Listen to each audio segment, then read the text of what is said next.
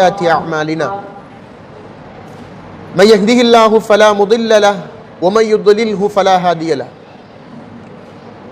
وأشهد أن لا إله إلا الله وحده لا شريك له وأشهد أن محمدا عبده ورسوله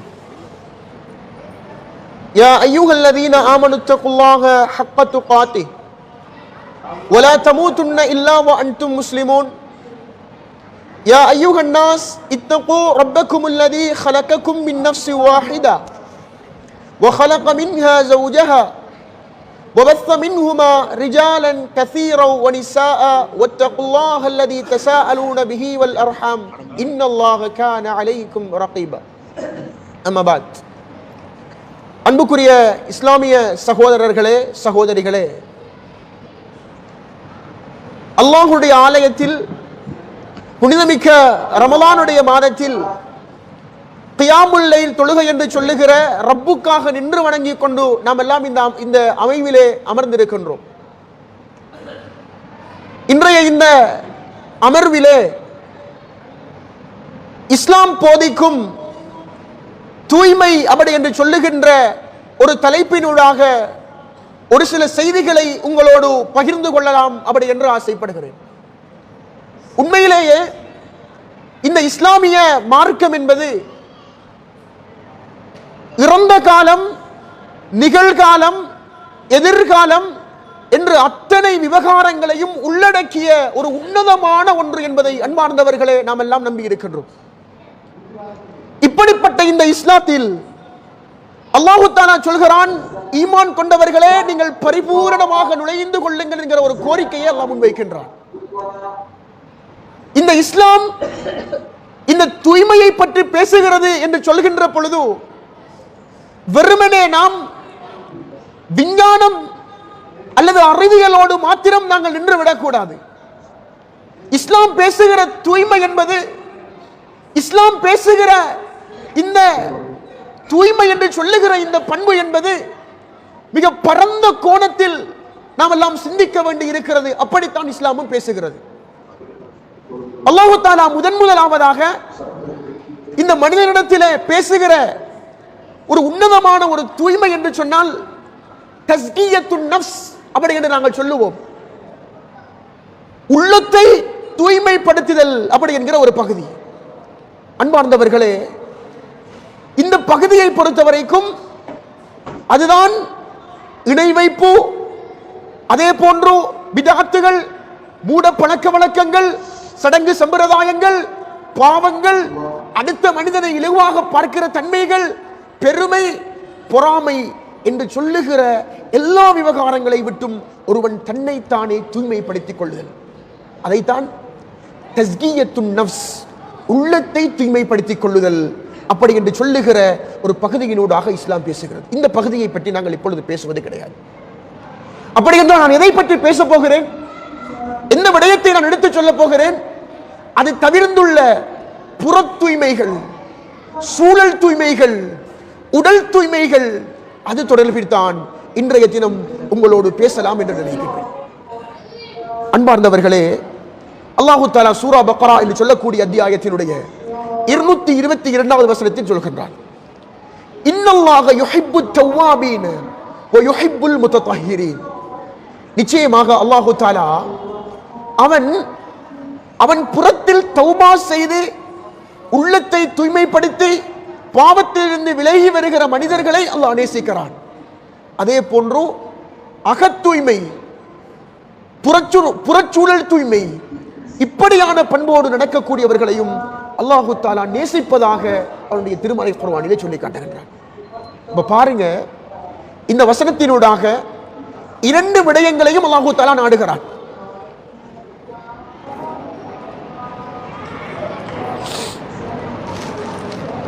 அதில் ஒன்று எங்களுடைய உள்ளம் சார்ந்த தூய்மை. நாங்கள் உள்ளத்தை தூய்மைப்படுத்திக் கொள்ள வேண்டும். உள்ளத்தில் உள்ள அழுக்குகளையும் பாவங்களையும் எங்களை விட்டு தூய்மைப்படுத்திக் கொள்ள வேண்டும் அப்படி என்று சொல்லக்கூடிய ஒரு பகுதி. இரண்டாவது, எங்களுடைய புறச்சூழல்கள் எங்களோடு எங்களுடைய உடம்பு ரீதியான தூய்மைகளை அல்லாஹு தாலா விரும்புகிறான். அப்படிப்பட்ட இரண்டு சாரார்களையும் அல்லாஹ் நேசிப்பதாக அவருடைய திருமறை குர்ஆனிலே சொல்லி காட்டுகின்றான். அன்புக்குரிய சகோதரர்களே, அல்லாஹ்வுடைய நல்லடியார்களே, பாருங்க, அல்லாஹ்வுடைய தூதர் ஸல்லல்லாஹு அலைஹி வஸல்லம் அவர்கள் தூய்மை தொடர்பாக சொல்கிறார்கள். என்ன சொல்றாங்க? அத்துஹூரு ஷத்ருல் ஈமான். தூய்மை என்பது அது ஈமானினுடைய ஒரு பகுதி. நாம் என்ன நினைக்கிறோம்? வெறுமனே தூய்மை என்று சொல்கிற ஒரு பகுதியை பொறுத்த வரைக்கும் அந்த பகுதி ஒரு சுகாதாரத்தோடு அல்லது அறிவியலோடு சம்பந்தப்பட்டது அப்படி என்பதாக நினைக்கிறோம். ஆனால் அல்லாஹு தாலா, அல்லாஹுடைய மார்க்கம் அந்த தூய்மை என்பது அல்லாஹுடைய நேசத்தை பெற்றுத் தருகிற வழியாக பேசுகிறது. அதே போன்று ஈமானினுடைய ஒரு பகுதியாக பேசுகின்றது. ஆதலால் அன்பு சகோதரர்களே, இந்த விவகாரம் தொடர்பில் நாங்கள் ரொம்ப காரமாக பார்க்க வேண்டியிருக்கின்றது. அதில் பாருங்க, அல்லாஹுடைய மார்க்கம் ஒரு மனிதன் காலையில எழுந்து தூக்கத்தில் இருந்து கண் விழிக்கிறான். அந்த நேரத்தில் இஸ்லாம் என்ன பேசுது பாருங்க. உங்களில் ஒருவர் தூக்கத்தில் இருந்து கண் விழித்துக் கொண்டால்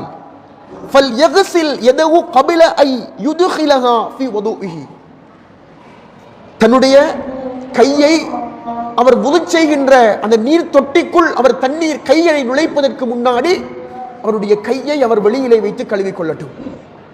ஏனாம் فإنه لا يدري أين باتت يداه فإن أحدكم لا يدري أين باتت يداه. அவருடைய கை தூங்கும் பொழுது எங்கே இருந்தது என்று அவருக்கு தெரியாது. فإنه لا يدري أين باتت يداه. அவருடைய கை எங்க இருந்தது அவருக்கு தெரியாது. ரசூலுல்லாஹ் சொல்றாங்க, ஒருவர் தூக்கத்தில் இருந்து கண்விழிக்கிறார். அப்படி அவர் கண்விழிக்கின்ற பொழுது ஒரு பெரிய நீர் தொட்டி இருக்குது. அந்த நீர் தொட்டிக்குள்ள போய் தன்னுடைய கையை நுழைவிப்பதற்கு முன்னாடி முதலாவதாக அவருடைய கையை தூய்மைப்படுத்தட்டும். வெளியில ஒரு பாத்திரத்தை எடுத்து ஒரு சின்ன பாத்திரத்தில் தண்ணி அள்ளி அவருடைய கையை கழுவிட்டு அதற்கு பின்னாடி அந்த பாத்திரத்திற்குள் அவர் கையை நுழைவிக்கட்டும். எப்படிப்பட்ட ஒரு இஸ்லாம் பாருங்க. அல்லாஹ்வுடைய மார்க்கம் எந்த அளவுக்கு பேசுது பாருங்க. ஒரு மனிதன் காலையில எழும்புற, ஏனாம் அவர் தூங்குற போது அவருடைய கை எங்க போயிட்டு தெரியாது. அவர் எப்படி அந்த கையை வச்சிருந்தாருன்னு தெரியாது. அதுல அழுக்கப்பட்டதா அல்லது தூய்மையாக இருக்குதா அது தெரியாது. அதனால் தான் அல்லாஹ்வுடைய மார்க்கம் தெளிவாக சொல்கிறது, ஒருவர் தூக்கத்திலிருந்து எழும்புகிறார், எழும்பி அவர் முழு பெரும் பாத்திரத்தில் தன்னுடைய கையை நுழைவிப்பதற்கு முன்னாடி முதலாவதாக அவர் ஒரு சிறிய பாத்திரத்தில் அல்லது சிறிய ஒரு பகுதியில் அவர் கையை கழுவிட்டு அதற்கு பின்னாடி அந்த முழு பாத்திரத்தில் கையை நுழைவிக்கட்டும். அதே போன்று நீங்கள் பாருங்கள், அடுத்ததாக அல்லாஹ்வுடைய தூதர் ஸல்லல்லாஹு அலைஹி வஸல்லம் அவர்கள் சொல்கிறார்கள். என்ன சொல்றாங்க? லௌலா அன் அஷுக்க அலா உம்மதி லஅமர்துஹும் பிஸ்ஸிவாக்கி மஅ குல்லி ஸலாத்தின். என்னுடைய சமூகத்திற்கு சிரமமாக இருக்காது அப்படி என்றிருந்தால் நான் ஒவ்வொரு தொழுகைக்காகவும் இந்த சமூக மக்கள் வுது செய்கிற பொழுது பற்களை தூய்மைப்படுத்திக் கொள்ளும்படி, பல் துலக்கிக் கொள்ளும்படி நான் ஏவி இருப்பேன். நாங்கள் அல்லாஹ்வுடைய தூதர். உண்மையில் பல் துலக்குதல் அப்படி என்று சொல்வது நம்மோடு சம்பந்தப்பட்ட ஒரு விவகாரம் என்றிருந்தாலும் நம்மோடு பழகக்கூடிய மக்களுக்கு ஒரு இடையூறை தராமல் பாதுகாக்கின்ற நம்முடைய கண்ணியத்தை பேணுகிற ஒன்றாக இருக்கிறது. ஆயிஷா ரலியல்லாஹு அன்ஹா கேட்கப்படும், முதலாவதாக இறை தூதர் ஸல்லல்லாஹு அலைஹி வஸல்லம் அவர்கள் வீட்டுக்குள் நுழைவார்களாக இருந்தால் முதலாவதாக என்ன செய்வார்கள்? சொல்லப்படும், அல்லாஹ்வுடைய தூதர் முதலாவதாக தன்னுடைய பற்களை தூய்மைப்படுத்திக் கொள்வார்கள். அல்லாஹ்வுடைய தூதர் இரவிலே இருந்து கண்விழித்துக் கொண்டால் யஷூசு ஃபாஅஹு பிஸ்வாக், தன்னுடைய வாயை தன்னுடைய பற்களை அவர் தூய்மைப்படுத்திக் கொள்வார். இது அழகான ஒரு ஒழுக்கம். இன்னும் ஒரு சில விடயங்கள் இதனோடு பொதிந்திருக்கின்றது. என்ன தெரியுமா? இந்த ரமலானுடைய காலத்தில் ஒரு சில பயானையும் கூட கேட்க முடிஞ்சது. சில உலமாக்களினால் பேசப்படுகிற வார்த்தை என்ன தெரியுமா?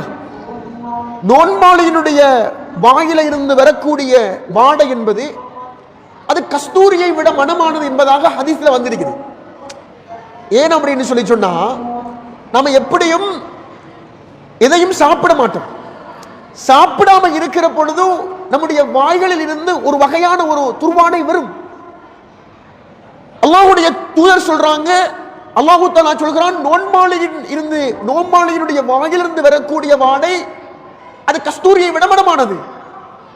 எனவே பட்டுலக்க வேண்டிய அவசியம் கிடையாது என்று சொல்லுகிற ஒரு செய்தியை நாங்கள் பார்க்க முடிகிறது. பலர் பேசுகிற ஒரு விவகாரம். அன்பார்ந்தவர்களே, அதை ஒரு சின்ன ஒரு உதாரணத்தினோடாக உங்களுக்கு வழங்கப்படுத்துகிறேன். ஒரு கோச் இருக்கிறார். அவர் தந்த மாணவர்களுக்கு தந்த ஓட்ட போட்டியை பழக்கிறார். ஒரு 100 மீட்டர் ஓட்ட போட்டி அல்லது 200 மீட்டர் ஓட்ட போட்டி ஓட வச்சு பழக்கிறார். ஏன்? ஃபைனல் அவர் வெற்றி பெறணும், கப்ப தூக்கணும் அப்படி என்று ஆசைப்படுறார். அப்படி ஆசைப்படுற நேரம் அந்த பிள்ளை அதை சரியான முறையில் அந்த பயிற்சியை பெற்று ஓடி முதலாவது பிளேஸ். ஹதீஸ்கள்ல ஒரு ஆதாரமாக நாங்க பார்க்கணும் அப்படின்னு சொன்னா, இன்னும் ஒரு படி மேலாக அதை வழங்கப்படுத்தணும் என்பதற்காக சொல்றேன். அல்லாஹ்வுடைய தூதர் ஸல்லல்லாஹு அலைஹி வஸல்லம் அன்னவர்கள் அல்லாஹ்வுடைய பாதையில் யுத்தம் செய்து போராடி அதிலே வெட்டப்படுகிற காயங்களில் இருந்து வெளிப்படுகிற இரத்தம், அதை எப்படி சொல்றாங்க அல்லாஹ்வுடைய தூதர்? நாளை மறுமையில் அது இரத்தத்தினுடைய நிறமாக இருக்கும். அந்த இரத்தத்திலிருந்து வெளிப்படக்கூடிய வாடை என்பது கஸ்தூரியை விடவும் மனமானதாக இருக்கும். அதற்காக வேண்டி கஸ்தூரியை விட மனமாகனாக இருக்கும் என்பதற்காக வேண்டி வெட்டப்பட்ட இடத்தில் காயங்களுக்கு நாங்கள் மருந்து செய்யாமல் இருப்போமா? இருக்க மாட்டோம். அதற்கு நாம் என்ன செய்வோம்? மருந்து செய்வோம். என் மறுமையில் அதற்கான மகத்துவம் இருக்கிறது என்ற ஒரு பகுதி இருந்தால் நாங்கள் அதற்கான மருத்துவத்தை நாம் என்ன செய்கிறோம். அதே போன்று ஒன்றுதான் நோன்பாளியினுடைய வாயிலிருந்து துர்வாடை வருகிறது அப்படி என்று சொன்னால் அல்லாஹ்விடத்தில் அது மகத்தானதாக இருக்கும். அதே போன்று அது வராமல் பாதுகாத்துக் கொள்வது அது அதை விடவும் ஒரு மகத்தானதாக இருக்கும். எனவே தூய்மைப்படுத்துதல், பற்களை சுத்தம் செய்து கொள்ளுதல் என்பது ரொம்ப மகத்தான ஒன்று என்பதை நாங்கள் புரிந்து கொள்ள வேண்டும். அடுத்ததாக ரசூலுல்லாஹி ஸல்லல்லாஹு அலைஹி வஸல்லம் அவர்கள் சொல்கிறார்கள், இதா பால அஹதுக்கும் ஃபலா யஅഖுதன்ன ذكرஹு பியமீனிஹி வலா யஸ்தஞ்சி பியமீனிஹி. உங்களில் ஒருவர் சிறுநீர் கழிப்பதாக இருந்தார், அவருடைய மர்மஸ்தானத்தை, மர்ம உறுப்பை வலது கையினால் பிடிக்க வேண்டாம், வலது கையினால் சுத்தம் செய்ய வேண்டாம். இது ரொம்ப பெரிய ஒரு ஒழுக்கம். இன்றைக்கு வேண்டுமே ஆனால் இலகுவாக கைகளை கழுவுவதற்கான ஒவ்வொரு வகையான பொருட்கள், லிக்யூட்கள் எல்லாம் வந்துட்டு, சவர்க்காரம். அதையும் தாண்டி அல்லாஹ்வுடைய தூதர் சொல்றாங்க, தூய்மைப்படுத்துகிற ஒரு காரியம் செய்வதாக இருந்தால், நம்மளை நாமல் சுத்தப்படுத்திக் கொள்வது, மனசலம் கிடைக்கிற பொழுது அதனை நாங்கள் சுத்தப்படுத்திக் கொள்வதற்கு பயன்படுத்த வேண்டிய கையை இடது கையாக நீங்கள் பயன்படுத்திக் கொள்ளுங்கள். அடுத்ததாக சொல்கிறார்கள், உங்களில் ஒருவர் வலா யத்தனஃபஸ் ஃபில் இனா, பாத்திரத்திலே ஒன்றை குடிக்கிற பொழுது, குடிக்கிற பாத்திரம் இருக்கிறே, அந்த பாத்திரத்தில் நீங்கள் ஊத வேண்டாம். எந்த அளவுக்கு பாருங்க இன்றைக்கு சமூகத்தில் இருக்குது. நிறைய பேர் இன்றைக்குமே ஓதி பார்த்து தண்ணீரை குடிக்கிற ஒரு வழக்காடு இருக்குது. அன்றைக்கு இருந்த பாலைவன பூமியில் தண்ணீரை பெற்றுக் கொள்வது என்பது ரொம்ப பெரிய ஒரு சிரமம். அப்படிப்பட்ட ஒரு சிரமத்தில் ஒரு நபித்தோழர் ஒரு பாத்திரத்தில் தண்ணீர் எடுக்கிறாரு. அந்த தண்ணீர் பையில, அந்த பாத்திரத்தில் ஒரு தூசி இருக்குது. அந்த தூசை தன்னுடைய வாயினால அப்படியே ஊதிட்டு குடிப்பதற்கு முனைகிறார். ரசூலுல்லாஹி ஸல்லல்லாஹு அலைஹி வஸல்லம் அவர்கள் சொன்னார்கள், அது அப்படியே நீங்க ஊத்தி விடுங்க நாங்க ரசூலுல்லாஹ். ஆனா இன்றைக்கு நம்முடைய சமூகத்தில் நிறைய பெரியவர்கள், வயதானவர்கள், அவர்களிடத்தில் கொடுத்து ஓதி பார்த்து அந்த தண்ணீரை நோய்க்கான மருந்தாக பயன்படுத்துகிற ஒரு சூழ்நிலையை பார்க்கிறோம். இஸ்லாத்துக்கு ரொம்ப முரணானது. எத்தனையோ வகையான கிருமிகள், பாக்டீரியாக்கள் பரவுவதற்கு வாய்ப்புண்டு. எனவே அன்பார்ந்தவர்களே, இந்த முறைமை என்பது தவறானது என்பதை நாங்கள் புரிந்து கொள்ள வேண்டும். ரசூலுல்லாஹ் சொல்றாங்க, பாத்திரத்தில் நீங்கள் ஊத வேண்டாம். ஒரு தூய்மையை, ஒழுக்கத்தை பேசுகிறது. எங்களுடைய உமிழ்நீரிலிருந்து வரக்கூடிய அந்த விவகாரம் ரொம்பவே காரமானது. அதே போன்று பாருங்கள், ஒருவர் தூக்கத்திற்காக வேண்டி செல்கிறார். தூங்க முனைகிற நேரத்தில் அவர் வுது செய்து கொண்டு தூங்கட்டும். தொழுகைக்கு அவர் வுது செய்வதை போன்று வுது செய்து கொண்டு அவர் தூங்கட்டும். தூங்கும் பொழுது ஒரு ஒழுக்கத்தை ரசூலுல்லாஹி ஸல்லல்லாஹு அலைஹி வஸல்லம் கற்றுத் தருகிறார்கள். தூய்மை. ஒவ்வொரு தொழுகைக்காக வருகிற பொழுதும் ஈமான் கொண்டவர்களே, இதா கும்தும் இல ஸலாத்தி, தொழுகைக்காக நின்றால் வுது செய்யுங்கள். அந்த வுதுவுக்கான முறைமையை அல்லாஹ்வுடைய திருமறை சொல்கிறது. அது ஒரு முறைமை. இது தூய்மையை போதிக்கின்ற விவகாரம். அதே போன்று நீங்கள் பாருங்கள், இயற்கை மரபுகளோடு சம்பந்தப்பட்ட ஒரு சில விடயங்களை ரசூலுல்லாஹ் சொல்றாங்க. அஷரும் மினல் ஃபித்ரா, 10 விடயங்கள் அது இயற்கை மரபை சார்ந்தது. அதிலே ஒன்றுதான் கஸ்ஸு ஷாரிப், மீசையை கத்தரித்தல், வயஃபாஉல் லிஹ்யா, தாடியை வளர விடுதல், அதே போன்று பட்டுலக்குதல், அதே போன்று நாசிக்கு நீர் செலுத்தி நாசினுடைய மூக்கினுடைய அந்த பகுதியை ஓட்டைக்குள் நீரை செலுத்தி அப்படியே கழுவிக் கொள்ளுதல், அதே போன்று நகத்தை வெட்டுதல், அதே போன்று கைகளினுடைய இடுக்குகளுக்குள் அப்படியே வைத்து கழுவிக் கொள்ளுதல், அதே போன்று அக்குள் முடி அவுரத்து முறிகளை நீக்குதல். அதே போன்றுதான் அல்லாஹ்வுடைய தூதர் சொல்கிறார்கள், மலசலம் கழிக்கிற பொழுது தண்ணீரை பயன்படுத்தி கழுவிக் கொள்வது. இது இயற்கை மரபு. அன்பார்ந்தவர்களே, இந்த விவகாரங்கள் தொடர்பில் அல்லாஹ்வுடைய தூதர் பேசியிருக்கிறார்கள். இது ஒரு தூய்மையை போதிக்கிற விடயம். இதை ஒரு மனிதன் தன்னுடைய வாழ்க்கையில செய்யாமல் போனால் அடுத்த மனிதனுடைய இடத்தில இருந்து அவன் தூய்மைப்படுத்தப்படுவான். அடுத்தவனை அவனை கேவலமாக பார்க்கிற ஒரு சூழ்நிலை உருவாகும். ரசூலுல்லாஹ் சொல்றாங்க, இந்த 10 விடயங்கள் என்று ரசூலுல்லாஹ் சொல்றாங்க. அறிவிப்பாளர் இந்த ஹதீஸை அறிவிக்கிற பொழுது 10வது விடயம் என்ன என்கிறத மறந்துட்டாரு. நான் சொன்னதை நீங்க எண்ணி பார்த்தால் 9 விஷயம் இருக்கு.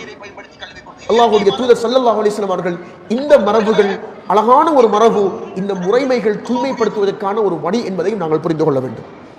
அடுத்த ஒரு விவகாரம் தான் இன்று நம்முடைய சமூகத்தில் பரவலாக மறந்திருக்கக்கூடிய ஒரு விவகாரம்.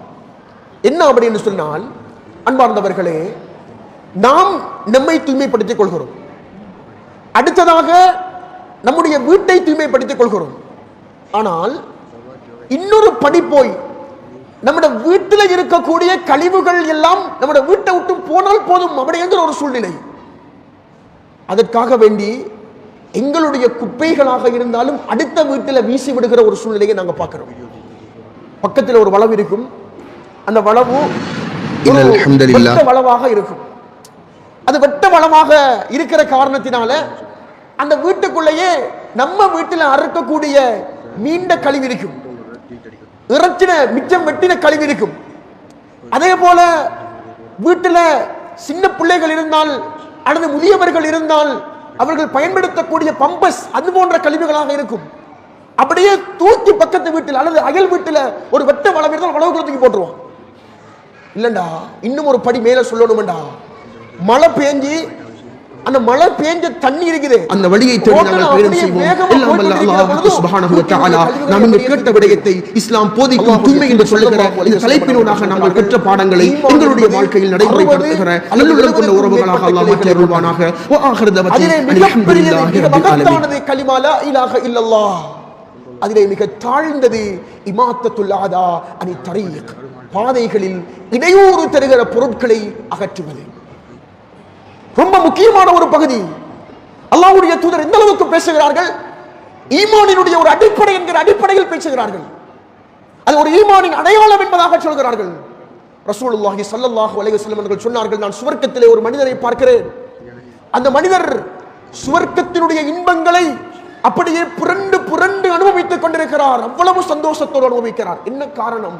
ஃபீ ஷஜரா, ஒரு மரம் தான் காரணம். அந்த மரம் மனிதர்கள் நடமாடுகிற பாதையில் மனிதர்களுக்கு இடையூறு தருகிற விதத்தில் அந்த மரம் இருக்கின்றது. அந்த மரத்தை அந்த மனிதர் வெட்டி அகற்றி பிறருக்கு நோவினை தருகிற விதத்திலிருந்து அந்த பாதைக்கு ஒரு விடிவை கொடுத்தார், மக்களுக்கு ஒரு விடிவை கொடுத்தார். அல்லாஹ்வுடைய தூதர் சொன்னார்கள், மறுமையில் நான் பார்க்கிறேன் அவர் செய்தது பெரிய அமல் அன்பர் வந்தவர்களே, பாதையில இருக்கக்கூடிய ஒரு மரத்தை வெட்டி விட்டாரு. அல்லாஹு தாலா கொடுக்கிற மகத்துவம் சுவர்க்கத்தில் அப்படியே புரண்டு புரண்டு அந்த சுவர்க்கத்தினுடைய இன்பத்தை அனுபவிக்கிற ஒரு வாய்ப்பு. யோசிச்சு பாருங்க, நம்முடைய வீட்டில் ஒருவன் கழிவை போட்டுட்டு போனால் நமக்கு கஷ்டமாக இருக்குது. நம்முடைய வீட்டில் அல்லது ஒரு அசிங்கம் வந்து விழுந்துட்டால் அது நமக்கு கஷ்டமா வழங்குது. ஆனா நம்ம பாருங்க, அடுத்தவருடைய வீட்டுக்கு அந்த கழிவு போனாலும் பரவாயில்ல, அல்லது அந்த தண்ணியில் அப்படியே ஓடிட்டு போய் அது ஒரு இடத்துல போறதுக்கு வழி இல்லாம அப்படி அடைச்சு கிடக்கும். இதுக்கெல்லாம் காரணம் யாரு? நம்முடைய நடைமுறைகள். பாருங்க, ரசூலுல்லாஹி ஸல்லல்லாஹு அலைஹி வஸல்லம் சொல்கிறார்கள், இத்தகுல்ல ஆனை, சாபத்தை பெற்றுத் தருகிற 2 காரியங்களை நீங்கள் பகிர்ந்து கொள்ளுங்கள். சஹாபாக்கள் கேட்கிறார்கள், அல்லாஹ்வுடைய தூதரே, சாபத்தை பெற்றுத் தரக்கூடிய 2 காரியம் என்றால் அது என்ன? சொன்னார்கள், அல்லதி யத்தஹல்லா ஃபீ தரீகின் நாஸ் அவ் ஃபீ தில்லிஹிம், மனிதர்கள் நடமாடுகிற பாதையில் ஒருவன் கழிவகற்றுகின்றான், அல்லது மனிதர்கள் ஓய்வெடுக்குகின்ற அந்த இடங்களில் அவன் கழிவகற்றுகின்றான். அல்லாஹ்வுடைய தூதர் சொன்னார்கள், அது சாபத்தை பெற்றுத் தருகிற காரியம், அது ஒரு சாபத்துக்குண்டான ஒரு காரியம்.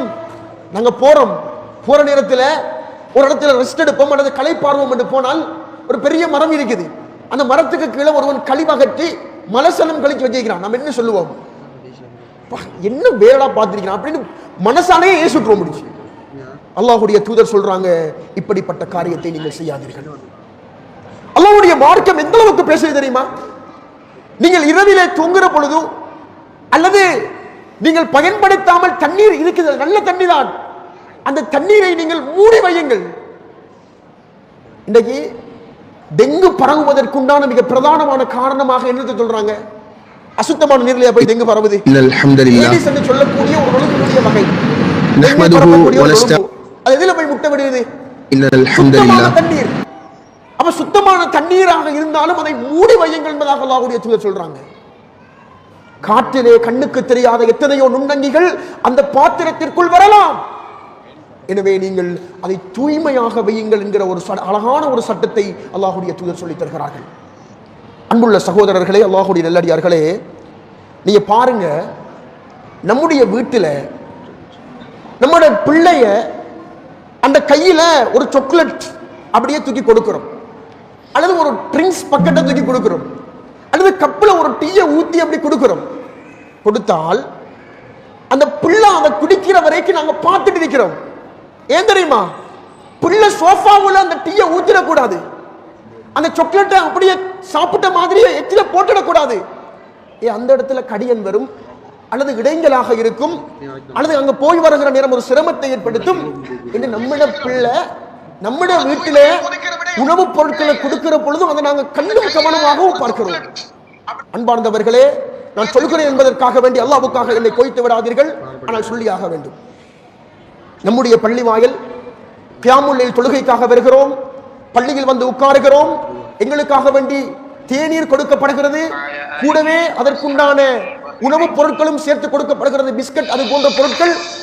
ஆனால் எங்களுடைய பிள்ளைகள், நான் வேண்டுமென்றே செய்கிறீர்கள் என்று சொல்லவில்லை, வேண்டுமென்றே செய்கிறோம் என்று நாங்கள் சொல்லவில்லை, கவனக்குறைவால் நடக்கிற விடயம்.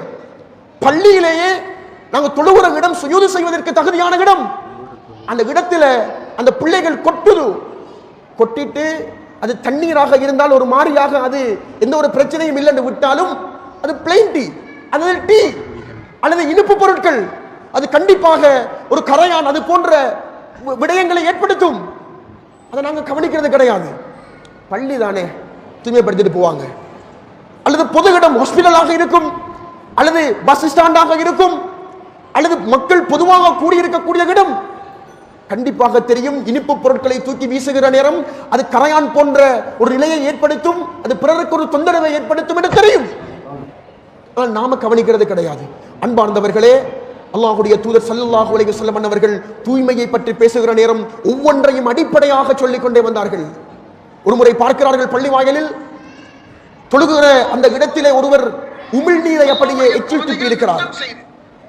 அன்றைய காலம் நாம் இப்பொழுது டைல்ஸில் இருப்பதை போன்ற ஒரு காலம் அல்ல அன்பார்ந்தவர்களே, மணல் தரை.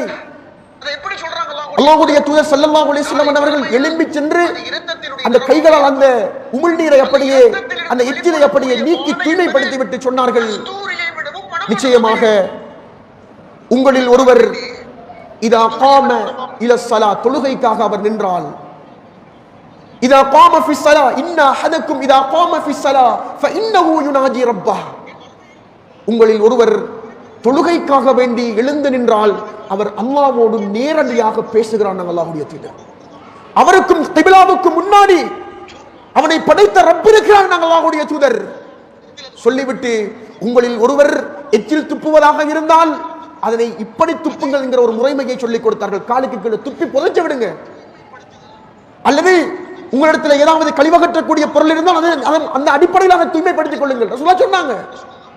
இப்ப நாம மாமல்ல இருக்கிறோம், அப்படி செய்ய முடியாது. இப்ப நம்ம பள்ளி வாயில் அசிங்கம் படுத்துவதை நாங்கள் ஒருபோதும் விரும்பக்கூடாது. நாம விரும்புவதல்ல, அதற்கான வழியை நாங்கள் ஏற்படுத்தக்கூடாது. எங்களுடைய வீடு என்று சொல்லுகிற பொழுது அன்பார்ந்தவர்களை நாங்கள் ரொம்ப ஆழமாக இறங்கி பார்க்கிறோம். அதே போன்று அல்லாஹுடைய பள்ளி வாயில் என்று சொல்கிற பொழுது அந்த உணர்வை நாங்கள் மறக்கிறோம் என்றால் அன்பார்ந்தவர்களே, இந்த இடத்தில் நாங்கள் ரொம்ப காரமாக பார்க்க வேண்டும். எனவே அன்புக்குரிய சகோதரர்களே, நாங்கள் சுத்தம் என்று சொல்லுகிற ஒரு பகுதியை ஈமானோடு உரசி பார்க்க வேண்டும். அத்துஹூரு ஷத்ருல் ஈமான், தூய்மை என்பது, சுத்தம் என்பது அது ஒரு ஈமானினுடைய கிளை. அந்த ஈமானினுடைய கிளைதான் அல்லாஹ்வுடைய நேசத்தை பெற்றுத் தரும் ஒரு வழி. இன்னல்லாஹ யுஹிப்புத் தவ்வாபீன வ யுஹிப்புல் முத்தத்தஹிரீன். நிச்சயமாக அல்லாஹு தஆலா பாவங்களில் இருந்து மீண்டு தன்னுடைய உள்ளத்தை தூய்மைப்படுத்திக் கொள்ளுகிற அந்த தௌபா செய்கிற கூட்டத்தை அல்லாஹ் நேசிக்கிறான். அது போன்று அகச்சுத்தம் அதனோடு சேர்த்து புறச்சுத்தங்களை சரியான முறையில் தூய்மையாக நடக்கிற மக்களையும் அல்லாஹு தஆலா நேசிக்கிறான் என்ற வார்த்தையை அல்லாஹ் இரண்டையும் இணைத்து ரொம்ப தெளிவாக சொல்கிறான். எனவே அன்புள்ள சகோதரர்களே, இந்த பள்ளி வாசலுக்கு நம்ம வர்றோம். அதே போன்று அதனுடைய நிறைய பேர் பல கம்ப்ளைண்ட்களை நாங்க பார்க்க முடியும். பள்ளி வாசல்ல தொழுது கொண்டிருக்கும் பொழுது நஹ்மதுஹு வ நஸ்தஈனுஹு வ பெண்கள் பகுதியில இந்த கம்ப்ளைண்ட் வந்ததால நான் சொல்றேன். என்ன தவறா நினைச்சிட கூடாது. நீங்க நிறைய பேர் அதை பேசிக்கொண்டே அல்லது சிரித்துக்கொண்டு விளையாடி கொண்டிருக்கிற ஒரு சூழ்நிலையை பார்க்கிறோம். பிள்ளைகள் என்பவர்கள் உண்மையிலேயே அப்படியான காரியங்களை செய்வார்கள் தான்.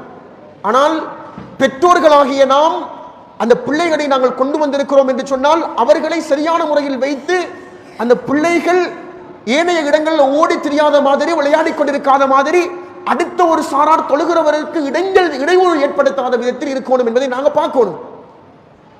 பிள்ளைகளை உடனடியாக பள்ளியில தொந்தரவு செய்தாங்க என்பதற்காக விரட்ட முடியாது. ஏனென்றால் அந்த பிள்ளைகள் தான் இந்த தொழுகையை நாம் தொழுகிற விதத்தை நாம் நடந்து கொள்ளக்கூடிய முறைமையை பார்த்து ஒரு அடுத்த சந்ததி அடுத்த விடயத்தை கடத்த வேண்டும், நல்ல விடயங்களை அவர்கள் செய்ய வேண்டும் என்றால் இப்படிப்பட்ட பயிற்சி பாசறைகள் ரொம்ப முக்கியமானது அன்பார்ந்தவர்களே, ரொம்ப முக்கியமானது.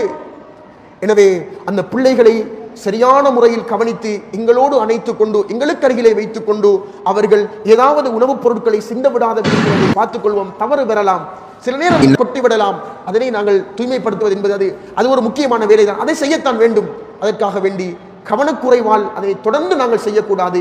எனவே தான் இதை சொல்கிறேன். யாருடைய மனதையும் யாருடைய உள்ளங்களையும் நோவினைப்படுத்துவதற்காக வேண்டி நான் பேசவில்லை, யதார்த்தத்தை பேசுகிறேன். இதனூடாக நானும் நீங்களும் பயிற்சியும் நானும் நீங்களும் பக்குவத்தையும் நானும் நீங்களும் அல்லாஹ்வுடைய அன்பையும் பெறுவதற்கான வழி எதுவோ அந்த வழியை தேடி நாங்கள் பயணம் செய்வோம். எல்லாம் வல்ல அல்லாஹ் சுப்ஹானஹு வ தஆலா நாம் இங்கு கேட்ட விடயத்தை இஸ்லாம் போதிக்கும் தூய்மை என்று சொல்லுகிற இந்த தலைப்பினூடாக நாங்கள் பெற்ற பாடங்களை எங்களுடைய வாழ்க்கையில் நடைமுறைப்படுத்துகிற நல்லுள்ளம் கொண்ட உறவுகளாக அல்லாஹ் மாற்றி அருள்வானாக. வ ஆகிரு தவத்தி அனில் ஹம்துலில்லாஹி ரப்பில் ஆலமீன்.